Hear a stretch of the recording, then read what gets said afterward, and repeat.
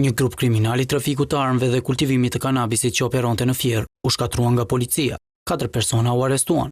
Në pranga përfunduan Boran Buzi, Niko Osma, Qamil Shurti dhe Besim Buzi, ndërsa u procedua një tjetër. Ata u ndaluan gjatë operacionit të koduar procedimi që u zhvillua pas informacioneve të siguruara në rrugë operative nga ana e strukturave të inteligjencës, se të akuzuarit mbanin armë të kalibrave të ndryshëm e municione dhe i shistin ato në qytete të ndryshme të vendit. Të arrestuarit të ushtronin aktivitetin në qytete si Fieri, Lushnja, Durrësi, Shkodra, por dhe Kuksi. Nga hetimet rezultoi se në disa raste armët i merrnin nga Kosova dhe i fusnin ilegalisht përmes kufirit të gjelbër në Morin. Më pas, ato u ashisnin grupeve kriminale.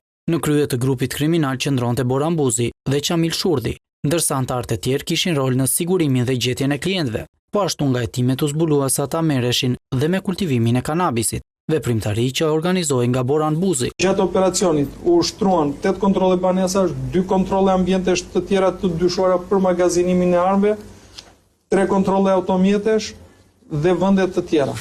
Gjatë këtyre kontrolleve u sekuestruan 4000 bimë narkotike, 2000 të mbjella dhe të hedhur në parcel dhe 2000 të kultivuara në kubik, të mbjella në tokën e shtetasit me iniciale BB. U sekuestruan 3 armë zjarri automatike, 2 armë gjau dhe 636 fishek të kalibrave të ndryshëm.